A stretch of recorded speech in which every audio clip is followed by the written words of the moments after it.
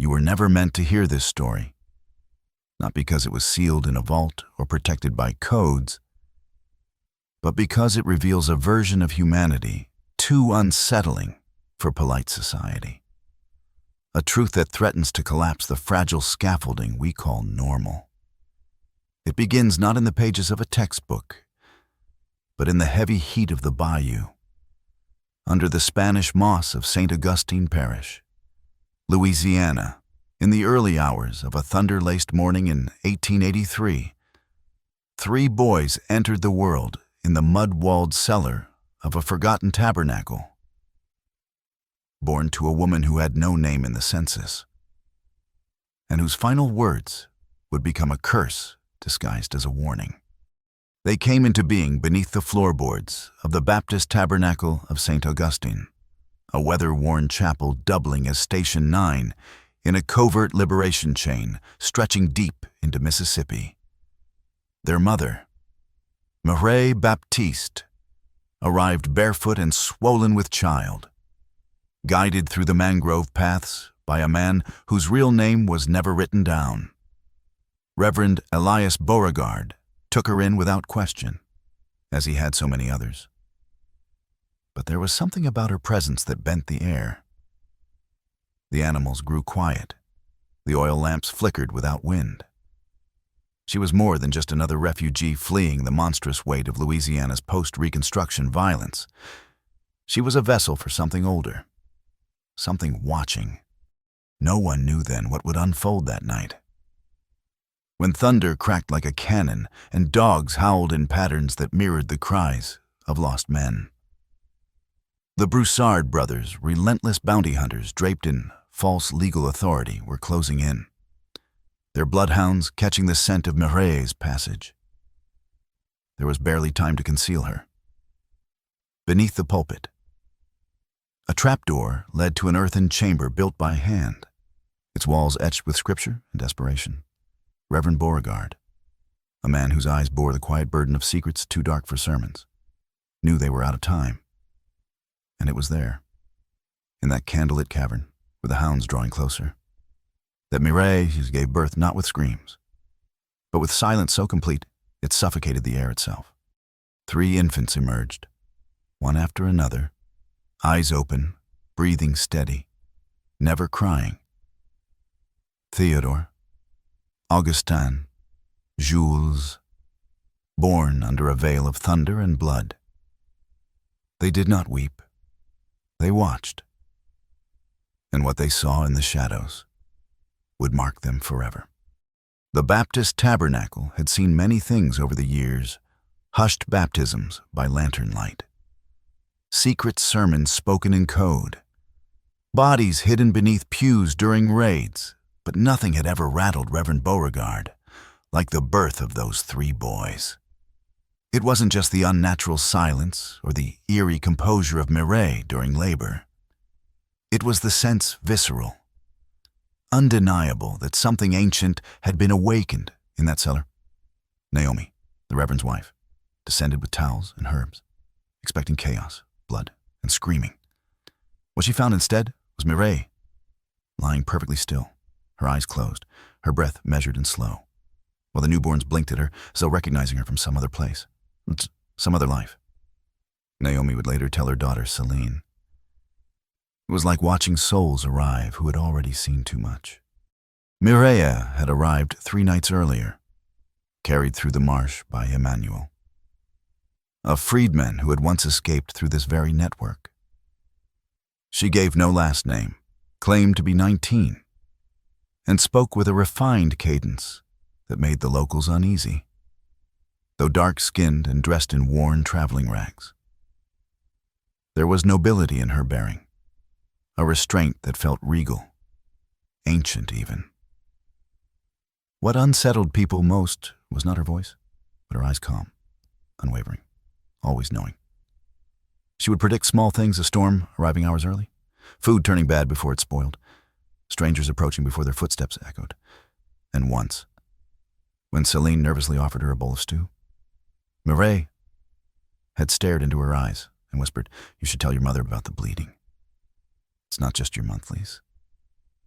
Celine dropped the bowl in shock, not because the words were threatening, but because she had told no one. There was a quiet consensus among those sheltering in the chapel that Mireille knew things no one should. Reverend Beauregard tried to dismiss it as coincidence, the product of nerves and hysteria in a time of danger. But the night before the birth, Emmanuel burst through the chapel doors, drenched in sweat, breath hitching with panic. "The Broussards are coming," he gasped. "They've got 6 riders and 3 dogs. They know about this place." There was no time to move the others.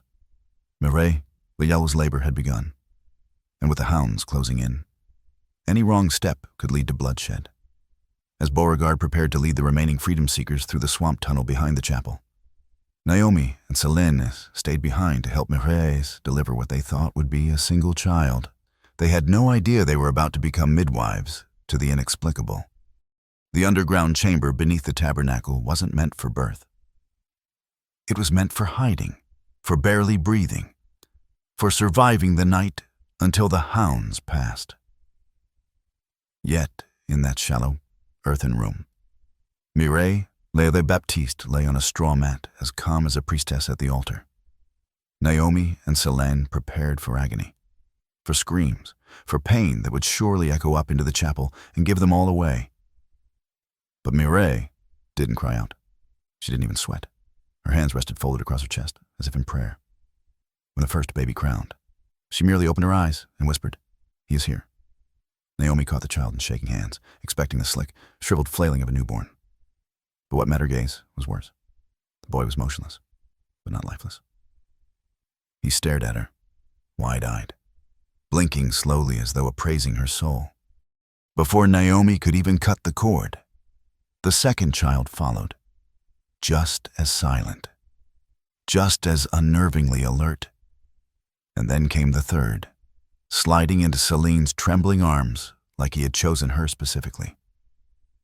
3 boys, born in under 5 minutes, wrapped in damp linens, their breathing steady, their skin unusually warm. Not one of them made a sound. Above them, the dogs had arrived. The Broussards shouted orders to spread out, their voices cruel and certain. Naomi held her breath as heavy boots crossed the wooden floor directly overhead. The trapdoor creaked beneath the weight. One wrong movement, one stray cry. But the boys remained silent.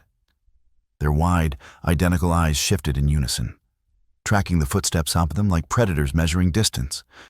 What chilled Naomi's blood more than the silence was what came next. Mireille, pale and unmoving, began to whisper. Not in English, not in Creole, not in any tongue Naomi or Céline had ever heard. It was fluid and soft, like water pouring through the reeds, a sound that somehow comforted and terrified in the same breath. The boys turned their heads toward her, eyes glowing in the candlelight. The Broussards lingered for hours, their dogs sniffing and scratching along the chapel walls, but they never found the entrance. At some point, they gave up, cursing their informant and vanishing back into the swamp. The moment they were gone, the boys released a single cry, 3 voices, rising together into one unbroken wail that shook the walls. Mireille exhaled her final breath. "They will know," she whispered, her voice fading like wind through the cypress trees. "They'll always know. Protect them, but never forget they are not like other children." Mireille's death left a silence that felt deeper than grief. Naomi and Céline stared at her still body. The 3 infants nestled against her chest, eyes wide open and unblinking. There was no chaos in the room, no blood-soaked linens or cries of pain, only the low flicker of the candlelight and the sound of breathing that did not belong to newborns.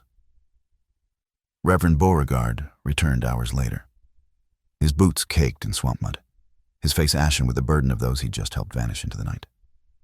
He descended into the chamber, expecting a mother and child, perhaps dead, perhaps barely alive. What he found instead was Mireille. Selka's body laid out like a martyr, her sons alert and waiting, as if they had known he would be the one to decide their fate. He stood there in silence, the candle casting long shadows across the walls etched with Bible verses. Then, without a word, he took off his hat, knelt beside the three boys, and prayed aloud, "Lord, what have you sent us?" There were no papers for the children, no birth records, no father's name. Legally, they didn't exist. Morally, they were now the burden and the responsibility of the entire congregation. The decision came quickly, but with heavy hearts, the children would be raised collectively, passed between families every few weeks, so no one home bore the weight alone. The names came from the Book of Saints Theodore, Augustine, Jules. But even as they were baptized in the quiet stream behind the chapel, something in their gaze made the elders uneasy. They didn't behave like infants. They didn't cry at night. They didn't cling or flinch or fuss. They watched. They always watched. Naomi began keeping notes in her journal first out of maternal curiosity, then out of creeping concern. She wrote about the way the boys would turn their heads in perfect unison when someone approached the house, even before footsteps touched the porch, about how they refused food from certain neighbors but ate from others without hesitation. And most unsettling of all, about how Theodore, barely 6 months old, once reached out and touched her wrist as she spoke and then shook his head slowly, as if correcting her. By the time the boys turned 1, the community no longer whispered about whether they were special. They had begun to fear it. Visitors to the tabernacle who told half-truths about where they'd been, who they were helping, would find the boys turning away, refusing to make eye contact. A man from Baton Rouge had lied about his profession, claiming to be a bricklayer when in truth he was a bounty informant. Augustin, the quietest of the three, screamed so loudly at the man's touch that the entire chapel emptied in panic. 2 days later, the man was arrested for betrayal. After that, no one doubted the boys could see more than they should. But what they saw and what it did to them was a truth far heavier than any child should carry. The older they grew, the more unsettling their gifts became, not because they failed to develop like other children, but because they developed too quickly, too precisely, as if guided by some silent instruction written into their bones. At 2 years old, Theodore, Augustin, and Jules began speaking in full sentences, but only when they chose to. They often whispered among themselves in that same flowing, unplaceable language Muriel had spoken during their birth, a cadence that sounded like river water gliding over stone. They would pause mid-play to stare through walls, toward people approaching before anyone else heard a sound. When asked how they knew who was coming, they would simply say, "Because we feel it." That phrase began to haunt Reverend Beauregard, who had once dismissed the whispers of miracles and prophecy as exaggerations. But this was something else. These boys weren't guessing. They were perceiving. By their 3rd year, it was no longer safe to assume that anything could be hidden from them. A woman came seeking shelter under the cover of dusk, claiming her husband had been taken by night riders. Theodore took one look at her and wept, not out of sympathy, but out of sorrow too old for his tiny frame. Later, it was discovered that the woman had been working with the Broussard brothers for weeks, baiting out fugitives with lies and sweetbread. The boys had sensed her deceit before she ever spoke. Dr. Lucien Thibodeau, a Creole physician from New Iberia with ties to the medical college in Baton Rouge, visited the tabernacle that year to examine the boys under the guise of concern. He performed simple reflex tests, checked their eyes, their hearing, their balance all normal. But when he left, visibly rattled, he told Beauregard in a letter, "Those children aren't just intelligent. They are perceiving something we cannot. Either I've been made the fool by a well-orchestrated deception, or those boys see what hides inside the human soul. The congregation, once proud to shelter what they called miracles, began to avoid the children's eyes, even the kindest among them, Naomi, Celine. The elders admitted they sometimes felt exposed, as if the boys were pulling truths from their minds without speaking. What disturbed them most wasn't the fear of being judged, but the realization that they already were. The boys weren't cruel. They didn't mock or scold or punish. But they knew. They always knew. And knowing, when you're surrounded by the tangled guilt of human hearts, is its own kind of isolation. By the time the boys turned 4, their presence had transformed the tabernacle from a sanctuary into a silent courtroom. People came less frequently, spoke in hushed tones, and often left quickly, glancing nervously at the children even when they sat quietly with their wooden toys. The congregation no longer whispered that the boys were angels. That word had grown too soft. Instead, people spoke of them the way one speaks of a mirror that reflects not just the surface, but the hidden rot underneath. When Augustin locked eyes with a man from Lafayette and quietly said, "You buried something beneath your house," the man collapsed where he stood and confessed to a murder no one had suspected. The sheriff who arrested him never returned to the chapel. He wrote a single sentence into the parish log there watching. And they are right. What made their ability so disturbing wasn't just the accuracy, it was the detachment. The boys never celebrated when their perceptions were proven true. They showed no pleasure in revealing lies, no satisfaction in watching masks fall away. Instead, they grew more solemn with each year, more distant, like children burdened with the weight of truths they wished they didn't know. Reverend Beauregard, who had once held the triplets on his knees and whispered psalms into their ears, now avoided being alone with them. In his journal, he wrote, "It is not that they frighten me. It is that I'm ashamed to be seen by them. I feel as though my hidden thoughts ring in their ears like church bells." One winter evening, Celine found the boys sitting outside beneath the cypress trees, not speaking, not playing, just staring into the distance, their faces unreadable. When she asked what they were doing, Jules looked up and answered, "Someone is screaming, but not here."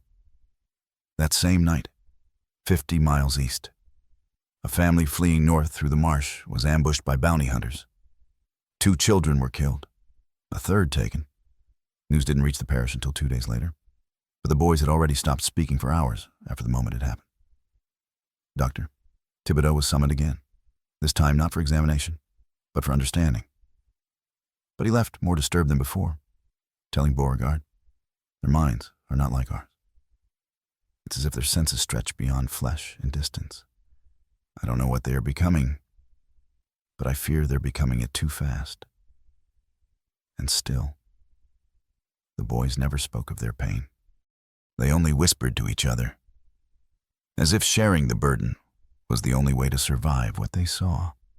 As the war drums of Reconstruction faded into political decay, the triplets' abilities continued to deepen.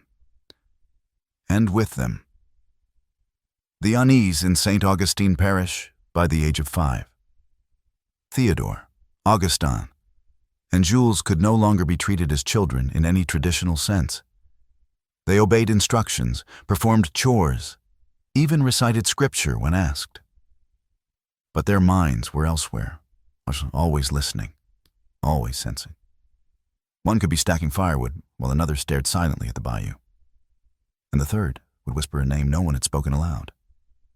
Naomi once caught all 3 standing outside the tabernacle just before dawn, barefoot in the dew, speaking to each other in their strange tongue.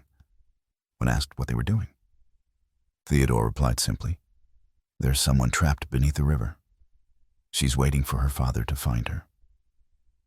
2 days later, A fisherman discovered the body of a missing girl snagged under a fallen cypress tree, her eyes still open. The congregation, despite their faith, had begun to fracture under the pressure of proximity to the boys. People confessed to sins they hadn't intended to reveal. Some moved to other towns. Others fell into drinking or madness, unable to withstand the feeling of being perpetually seen. Reverend Beauregard found his sermons increasingly empty. He felt like a man reading letters to a God who was already standing in the room, saying nothing. "We are not guiding these children," he wrote in his personal ledger. "They are guiding us, but to where? I do not know, and I fear we are not meant to follow." The Broussard brothers had long since vanished, but new threats emerged as whispers of the boys' abilities began to reach beyond the parish. Men came asking questions, pretending to be surveyors, scholars, even preachers. But the triplets always knew. They would grow stiff, quiet, and stare at these visitors with a depth that made liars sweat and fumble their words. It was during this time that the boys began speaking of others. Celine overheard Jules say, "There are more like us, but they don't know yet." When she pressed him, he refused to explain, only adding, "We'll find them when the time is right." Naomi, desperate for answers, prayed every night that their gifts were divine. But some nights, when the boys were silent too long, or stared into darkness as if listening to things beyond the veil of the world, even she wasn't sure which force had touched them. All she knew was that the boys had begun to draw maps, charcoal lines on the back of discarded hymns maps, to places no one had taught them about. Places they should not have known existed. The maps were the turning point. Reverend Beauregard first discovered them tucked beneath the boys' bedding, ink-black lines curling across torn hymn pages. Sketches of rivers, hills, and creeks that no one had shown them. When he spread them across his desk and compared them to military surveyor charts from the war, his stomach dropped. The landmarks were accurate, disturbingly so. One map showed a dry well behind an abandoned sugar mill. Another, the precise contours of a burned church in Iberia Parish that had never been publicly recorded. The boys denied drawing them when asked directly, but Theodore finally whispered, "We only draw what we remember." Beauregard stared at him, confused. "But you've never been there." The boy looked up, eyes ancient. "Not in the way you mean." The adults in the parish began to treat the boys as if they were both sacred and cursed. No one dared to discipline them anymore, even when they wandered off into the swamp for hours, returning with dirty feet and blank stares. No one scolded them. Some feared the boys could hear thoughts. Others were sure of it. Naomi tried to keep their lives orderly meals at regular hours, chores to ground them, but the boys floated out through their days like ghosts wrapped in flesh. It was Augustin who changed everything again. Late one autumn evening, as the sky burned violet over the marsh, he said to Beauregard, "There's a man coming. He'll wear the face of a friend, but carry death in his pockets." 2 days later, Aldrich Laveau arrived at the chapel gates, smiling, charismatic, arms open with tales of redemption and shared purpose. He claimed to be a conductor on the Gulf line of the Freedom Network. He even knew the old passcodes. But the boys refused to come near him. Naomi begged Beauregard to turn the man away. But Aldrich's credentials were perfect. He knew names, dates, safe routes he'd even been vouched for by a retired conductor in Mississippi. Against his better judgment, Beauregard allowed Aldrich to stay the night. The boys didn't sleep. They sat upright in their straw beds, murmuring in their unknown tongue, eyes fixed toward the chapel wall where the man slept just beyond. The next morning, before the sun rose, a trail scout returned with news a group of 12 freedom seekers had been ambushed 30 miles west, shot, captured, or vanished. Their guide had been Aldrich Laveau. The smiling man had vanished before breakfast. his bed empty, his tracks already swallowed by the bayou. But the boys had known. They always did. And Beauregard, for the first time, began to wonder if the triplets weren't just sensing darkness, but drawing it in. After Aldrich Laveau vanished, a heavy stillness fell over St. Augustine Parish. It wasn't just the betrayal that haunted the community. It was the realization that the boys had known. Again, without question, without error. And still, they had been ignored. Beauregard became withdrawn, rarely speaking outside of sermons. And when he did, his words felt hollow, like a man reciting lines from a dream he no longer believed in. He began to avoid the triplets entirely, choosing instead to spend long hours alone in the bell tower, watching the horizon. Naomi tried to carry on, but something in her eyes had changed too, an edge of sorrow, of helplessness, as if she'd accepted that the boys were never meant to live ordinary lives. And perhaps not even meant to live among ordinary people. The triplets didn't speak of Aldrich, not once, but their behavior changed in subtle, eerie ways. They stopped whispering to each other at night. They began waking before dawn, walking to the chapel's front steps and sitting in perfect stillness, facing the dirt road like sentinels. And they always watched every traveler, every wagon, every stranger who passed, whether from town or deeper inland. It was as if they were waiting for something none of the adults could understand. When asked what they were looking for, Jules responded, "The ones who see like us. They're waking up now." That single sentence turned Naomi's blood cold. She didn't know what it meant, but she sensed something had shifted. The boys no longer just reacted to darkness. They were beginning to anticipate it, and perhaps to reach toward it. Doctor. Thibodeau returned unannounced weeks later, his face pale, his hands trembling as he held a leather-bound notebook with frayed edges. He claimed to have found another child in Vermilion Parish who spoke of hearing voices through walls and seeing memories that weren't hers. She'd been born during the yellow fever outbreak to a mother who died within hours of labor. And the girl had the same uncanny silence the triplets displayed as infants. "It's not just them," he whispered to Beauregard. "They're not an accident. Something is changing." The Reverend said nothing. He only stared at the floor, because he already knew. Deep down, he'd always known. The night Mireille Baptiste died, she didn't just leave behind 3 sons. She left a fracture in the natural order. And whatever had slipped through was now spreading quietly, relentlessly, like roots beneath the soil. By the time the boys turned 6, the line between instinct and prophecy had all but dissolved. They no longer needed to speak to convey meaning. A glance from Theodore was enough to send grown men into stammering apologies. A shared look between Augustin and Jules could make a visitor leave before ever stepping through the chapel doors.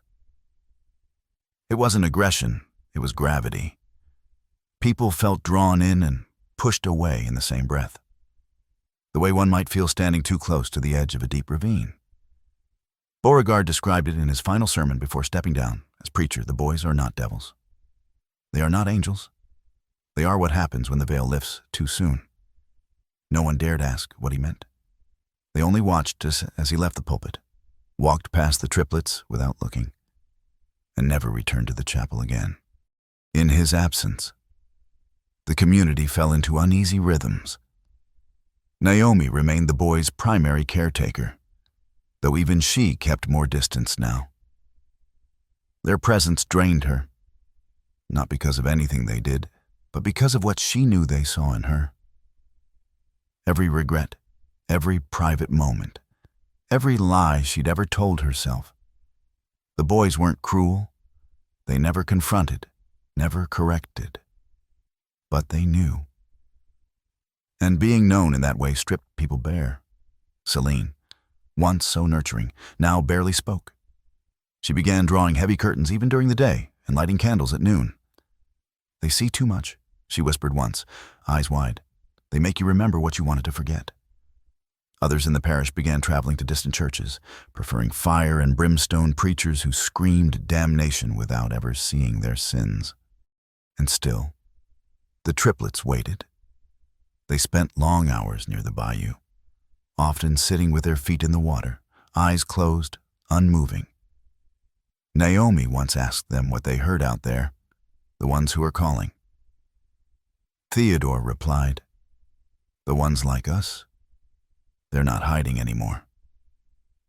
Rumors began to spread across Louisiana, stories of children who knew things they couldn't explain. A blind boy in St. Landry Parish who could find lost people in the woods. Twin girls in Natchitoches who refused to enter a room where a dying man had hidden his last breath. None of it made the newspapers. But the conductors of the old Freedom routes heard. They began sending letters. Handwritten, coded, desperate, asking, quietly, "Do the boys still see?" And more importantly, what do they see now? The letters came folded in cloth, written in cryptic fragments, each more urgent than the last. They spoke of disappearances no one could explain, of children vanishing in the night, only to reappear miles away, with stories of voices in the trees. One conductor claimed to have witnessed a boy, no older than 5, walk directly into a militia checkpoint and name each man by full name and sin. Another recounted a girl who refused to speak but drew a perfect map of an unmarked graveyard beneath a burned plantation house. All of them were born between 1877 and 1881. All of them had mothers who died during childbirth or shortly after. And all of them, in one way or another, echoed the unnatural awareness that had defined the triplets since the night of their birth. Naomi read each letter aloud by candlelight, her voice growing more fragile with every sentence. Theodore would nod, Augustin would close his eyes, and Jules would stare into the flame until it leaned sideways, as if responding to his breathless gaze. The questions from outside grew more specific. Could the boys track someone through thought alone? Could they detect betrayal without speaking? Could they be used? Naomi bristled at that word. Used, like the boys were tools, instruments, weapons. She forbade Beauregard from responding to one particular letter, which came from a Union-aligned officer stationed in New Orleans who requested a demonstration of the boys' capabilities. "He doesn't want to understand them," she said. "He wants to own them." Beauregard, though long absent from the pulpit, had taken to spending his nights writing furiously letters, warnings, perhaps confessions, none of which he shared. In his final known journal entry, he wrote, "They are becoming something the world is not ready to meet, and the world, like any frightened creature, will lash out when it cannot comprehend." That spring, the boys began to speak of fire. Not just any fire, but a great burning that would begin when the northern river splits in two. They couldn't explain what they meant, but they repeated it often, always in the same tone, like it wasn't a vision, but a fact they were waiting to arrive. Naomi asked if the fire would come to them. Jules responded softly, "Not this one, but the next." And she understood, without needing it explained, that he meant the next generation, the next wave of children like them. More were coming. The maps would grow, the silence would spread, and the fire, whatever it was, would not be a metaphor. It would be the moment the rest of the world could no longer look away. That summer brought with it a heat so dense it seemed to muffle sound. Even the cicadas went quiet some nights, as if nature itself were holding its breath. Naomi began waking from dreams soaked in sweat and dread dreams of the boys, older, taller, their eyes black as oil, standing before crowds who stared in awe and fear. In these dreams, they never spoke. They didn't need to. Their silence was enough to fracture people's minds. She told no one about the dreams, not even Celine. But she began sleeping with a candle, always burning, and started marking strange symbols she'd never seen before in the margins of her Bible. Symbols, she would later discover, to her horror, were identical to the ones Theodore had etched into a tree near the bayou just days earlier. The triplets had stopped attending gatherings, meals, and prayers with the rest of the parish. Not out of rebellion, but because their presence disrupted everything. People couldn't focus when they were in the room. Conversations stuttered. Tempers rose. Secrets surfaced unintentionally. One child burst into tears during a hymn, screaming that Augustin had shown him a dream where his father was choking in the fields. The next morning, the man was found dead in a well, his throat crushed in a manner no one could explain. The coroner called it an accident, but the boy said he'd seen it in Augustine's eyes before it happened. And from that point on, the families in St. Augustine stopped bringing their children near the triplets altogether. Still, they grew. They wrote less, but drew more. Their sketches filled entire sheets, not of landscapes or faces, but of structures no one recognized, arches of stone with no buildings attached, staircases descending into earth, and tangled roots shaped like lungs. Doctor Thibodeau returned one last time, older now, slower in his walk, and asked the boys if they would allow him to study them more formally. Jules stared at him for a long time before answering. You already know enough. More would break you. The doctor didn't argue. He simply removed his hat, left a sealed envelope with Naomi, and left without saying goodbye. Inside the envelope was a note written in the shaking hand of a man who had seen too much. They are not what comes next. They are what comes before. In the final months of 1883, St. Augustine Parish felt more like a haunted threshold than a living community. The land hadn't changed, the same humid winds off the bayou, the same moss-choked trees, the same cypress knees jutting like bone from the soil, but the people had. They spoke less. They prayed more. And many began to quietly prepare to leave.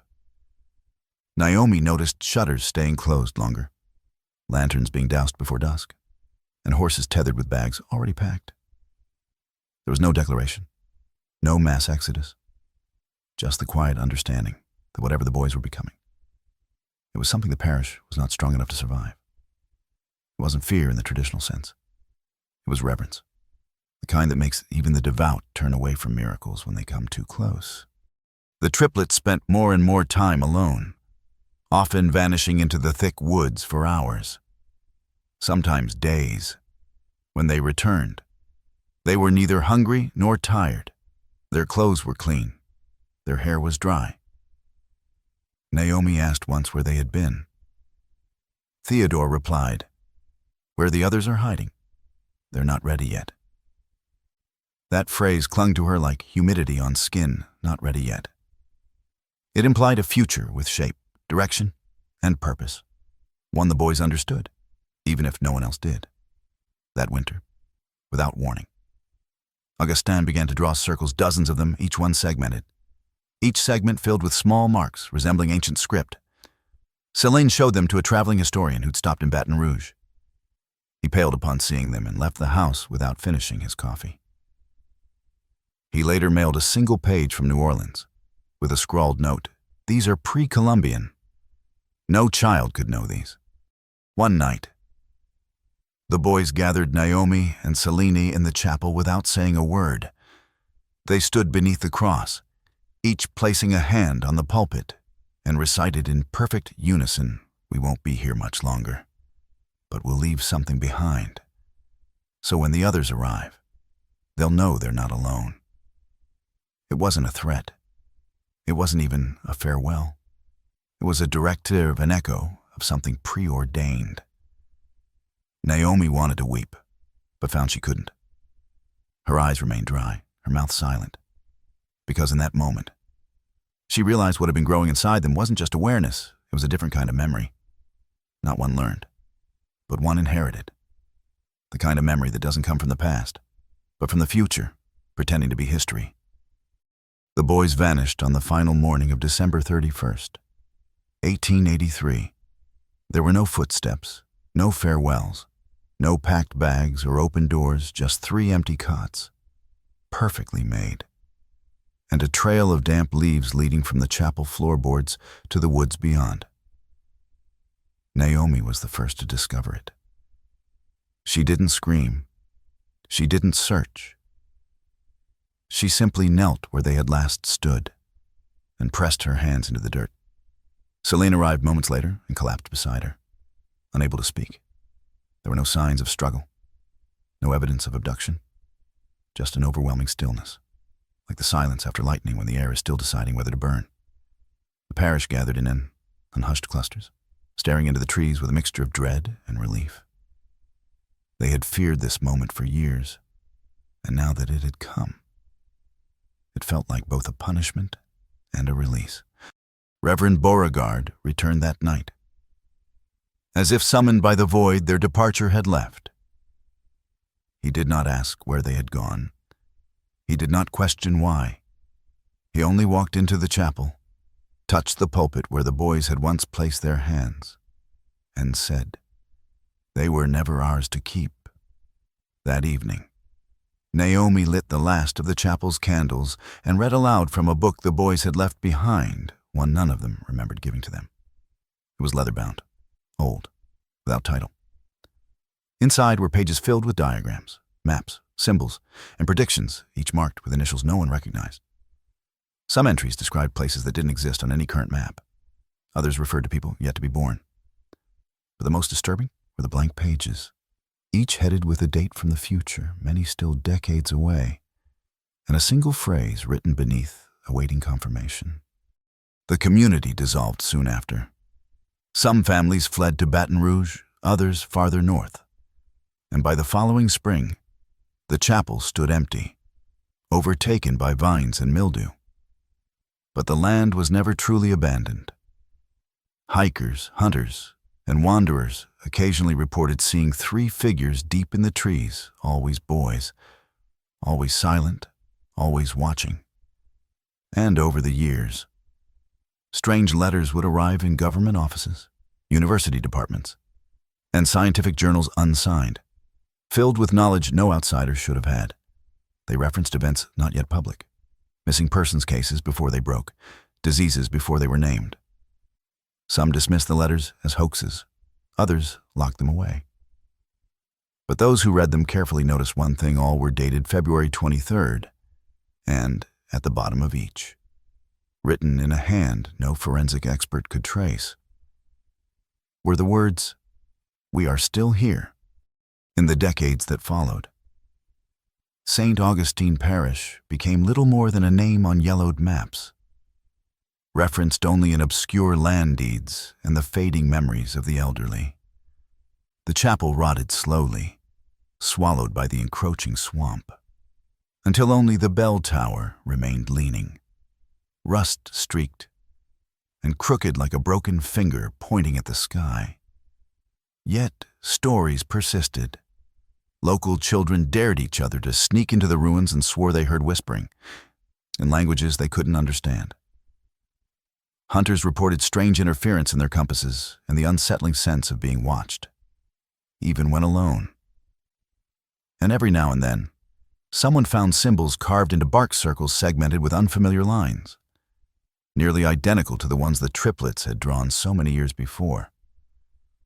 Most ignored them. Some copied them. A few, those who understood what they meant, burned them immediately. In 1921, a researcher named Dr. Calvin Mercier from Tulane University discovered a sealed chest buried beneath the chapel's foundation during a private expedition. Inside were journals, letters, and a single sheet of parchment with only one phrase written across it in perfect handwriting. There are more. The handwriting matched nothing else in the box. Mercier, already a student of paranormal anthropology, became obsessed with the case over the next 12 years. He compiled hundreds of reports of children across the American South who demonstrated uncanny perception, predicting deaths, sensing unspoken truths, even identifying illnesses before symptoms appeared. What startled him most were the bloodlines. Tracing carefully through baptismal records, census documents, and church logs, he uncovered something that had been hidden in plain sight. Dozens of these children were descendants of women who had lived near St. Augustine Parish in the 1880s. Many of them had been listed as widowed, unknown, or deceased during childbirth. The names varied, but the pattern remained. In 1933, Dr. Mercier submitted his findings to a private advisory board at the Smithsonian Institution under the name the Baptiste Hypothesis. It was never published. Days later, he disappeared without a trace. His home was found undisturbed, his notes gone, and his last correspondence, a letter addressed to his sister, was mailed posthumously from a town he had never visited. It read, "I have seen the beginning of something vast. The triplets were not the end. They were the opening line in the book still being written. And the ink is blood, memory, and lightning." The letter was signed simply C.L.M., February 23rd. By the time the 20th century was halfway spent, the legend of the St. Augustine triplets had morphed into folklore, whispered among archivists, fringe scholars, and old families who remembered too much to dismiss. Most historians chalked the accounts up to Southern mysticism, exaggerated by time and trauma. But a few those who specialized in anomalous cognition and historical pattern disruption saw the faint outlines of something more. In 1957, a young neurologist named Dr. Eloise Fenner began compiling first-person accounts of children with unusual sensory perception. Her goal had been purely clinical, until she stumbled across a reference in a dusty parish registry from Iberia. 3 boys, unnamed, but described as silent, synchronized, and sensing beyond. The entry was dated 1884, a year after the triplets had vanished.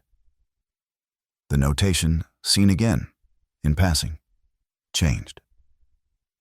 That single phrase ignited a fire in her research that would consume her career. Dr. Fenner interviewed dozens of families across the Gulf region, most unwilling to speak unless absolutely certain they were safe. What emerged was a chilling consistency. Children born during violent upheavals wars, industrial disasters, plagues who seemed to carry awareness not of what had happened, but of what would. A child in Lake Charles who predicted a dam collapse 2 days before it occurred. A girl in Mobile who warned her teacher not to sit in a chair that later shattered beneath another woman, shattering her spine. And in each case, the children described dreams of 3 boys in the trees, calling to them without words, when shown sketches of the St. Augustine triplets based on Naomi Beauregard's recovered journal. Most nodded, some wept, a few whispered. They told me I'm like them.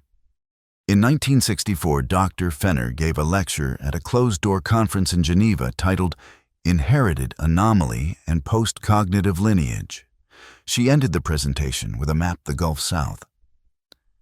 Louisiana at the center, overlaid with more than 40 red marks. Each represented a family connected by blood to the Triplets region. Her final words to the stunned room: "This is not evolution, it's continuity, and it's not accidental. The traits are strengthening with every generation." She disappeared from public view 2 months later. The official story claimed she suffered a mental breakdown, but those closest to her students, colleagues, believed otherwise. Her last published article ended abruptly, mid-sentence, with the phrase, "We've mistaken the watchers for the warning. They are not what's coming. They are the ones sent to prepare us for," and then, nothing, just a blank page, and a date handwritten in the corner, February 23rd.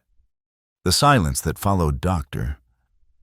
Fenner's disappearance wasn't just bureaucratic, it was strategic. Her research was buried under classified psychiatric material, her findings discredited in public, and her name quietly erased from institutional records.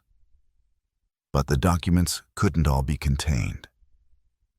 A single box labeled Fenner Private Non-Cataloged was later found in a Tulane University archive, misfiled behind geological surveys. Inside were cassette recordings, interviews with now grown children who had experienced the same triplet dreams. The voices varied in tone and region, but the content repeated like a warning stitched into the genetic code. "They show me people before they lie," said one. "They tell me not to answer the door on certain days," said another. One boy, age 11, described a recurring vision in which the world hums louder and all the people like him begin to hear it at the same time. When asked what that meant, he responded, "It means it's almost time to stop pretending we're normal." By the 1980s, the federal government had already created low-profile agencies to monitor unusual cognitive development in children publicly under the guise of behavioral studies, but internally categorized under a term that appeared in only one declassified memo: electrocognitive resonance clusters. In plain English, they were tracking families with bloodlines that led back to 19th century Louisiana. Most families didn't know. They simply received visits from social workers, subtle requests for school participation, grants with unusual clauses. But a few did know families who had kept journals, birth records, and stories passed down through generations. Stories of children who didn't flinch at thunder, who cried when someone nearby was lying, who claimed to remember events no one had told them about. Families who still observed February 23rd as a sacred day, though they no longer remembered why. That year, in 1986, an anonymous manuscript circulated through a handful of underground publishing circles. It was titled The Seers of St. Augustine, and bore no author credit, only a symbol, a segmented circle with 3 marks inside. The contents read like prophecy, but were layered in historical specificity that no fiction writer could fabricate. It described the triplets' disappearance, their reappearances across time, and most disturbingly, the emergence of a second generation that would begin to feel each other awaken once the old world's walls begin to hum. That phrase would later echo in neurological reports detailing synchronized seizures among children across several Gulf states, each one occurring on the same day, February 23rd, 1987. When local news tried to cover it, they were silenced. But hospital workers still talk about it in hushed tones. How those children all whispered the same phrase when they came to, "We're not alone anymore." From that point on, the patterns became harder to dismiss. Police departments along the Gulf Coast reported an uptick in missing persons cases involving no signs of struggle, mostly adolescents. All with clean health records and no prior history of running. But in several of these cases, something unusual was found in the rooms left behind circles drawn on the backs of mirrors, often with 3 small dots arranged in a triangle, sometimes accompanied by strange phrases written in charcoal or red pencil, they're calling. Or listen when the silence shifts. Investigators filed the symbols as occult graffiti, dismissing them as teenage delusion. But those who looked deeper, journalists, archivists, a few rogue agents noticed something chilling. In every one of those cases, the child had some ancestral tie to rural Louisiana. Often the records were broken, names lost to time. But the blood always led back to St. Augustine Parish. In 1992, an encrypted academic conference was held under the Department of Defense, disguised as a behavioral psychology summit. Hidden in its schedule was a closed-session presentation titled Generation Echo, the Emergent Cognitive Cluster Phenomenon.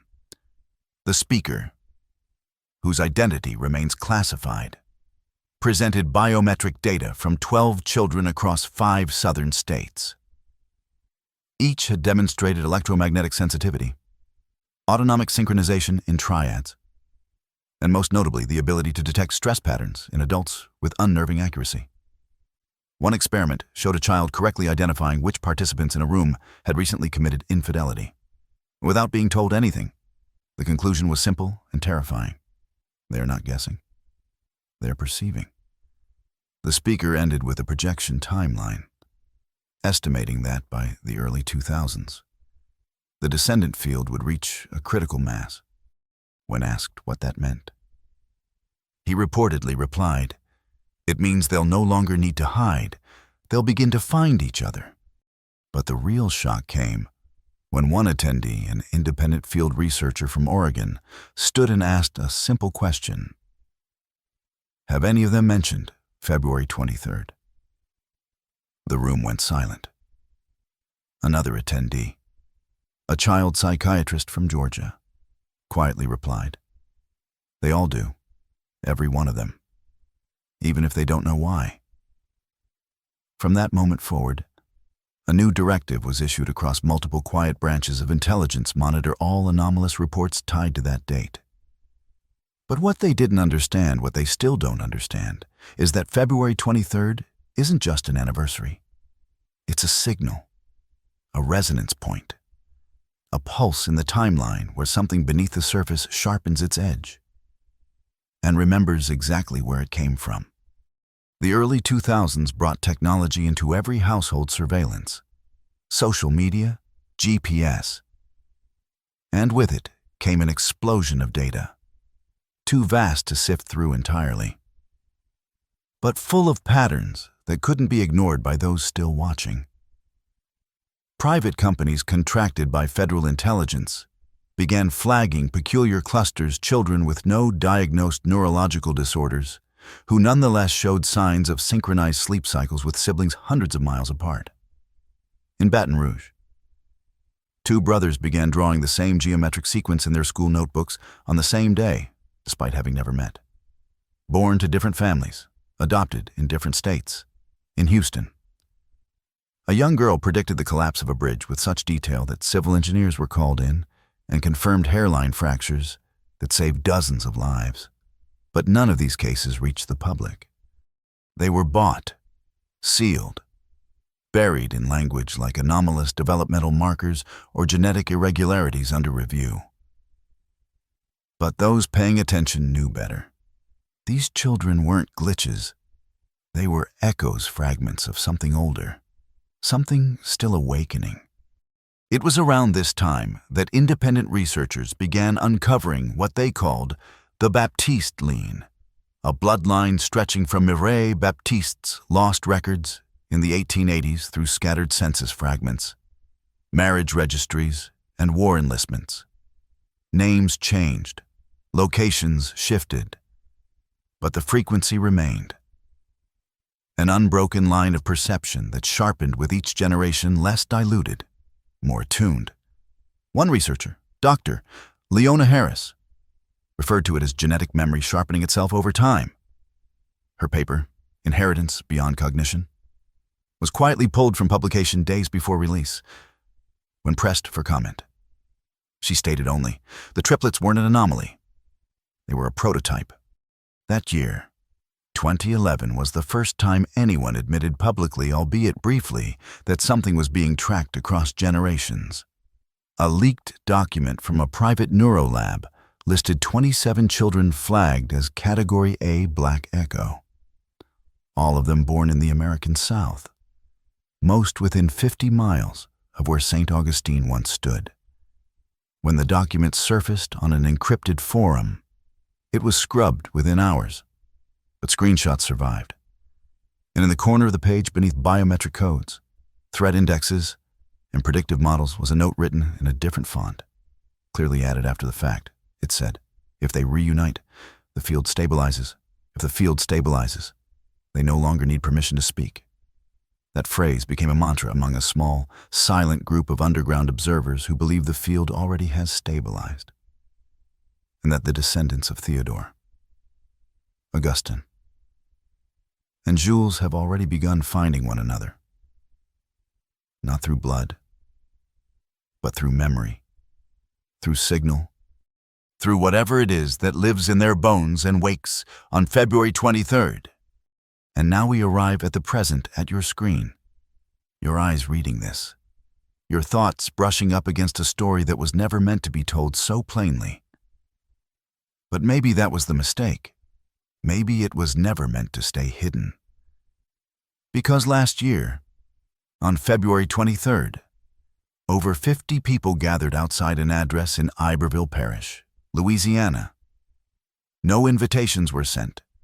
No advertisements were posted. They came from different states, different countries, many of them claiming to have never heard of the others until the night before when they each received the same message. Not in their inbox, not in their phones, but in a dream, a voice without a face, speaking one phrase, "Come home." It's time. Some brought journals, others brought relics. A few brought nothing but questions. None of them spoke for the first hour. And when they finally did, it was to finish each other's sentences. No media covered the event. No police reports were filed. But in the months following, strange things began to happen. Cold cases reopened and quietly closed again, without explanation. 2 missing children were found within hours of each other in different states. Both led to safety by strangers who refused to give names. A neurologist in Atlanta published a brief paper noting a sudden uptick in nonverbal cognitive congruency among adolescents, then promptly resigned from her university post. And most bizarre of all, more than a dozen people reported hearing a low hum in their homes, always at 3:11 a.m., always on February 23rd. Some thought it was the pipes. Some thought it was just their ears. But one woman, who had never left a review for anything in her life, posted the following under an obscure white noise generator app. It's not a sound. It's a presence. And it's looking back. You've now heard the story, the real story of the triplets born beneath a Louisiana chapel in 1883. And if your heart is racing, or your skin feels strange, or you're remembering things you've never lived, that's not coincidence.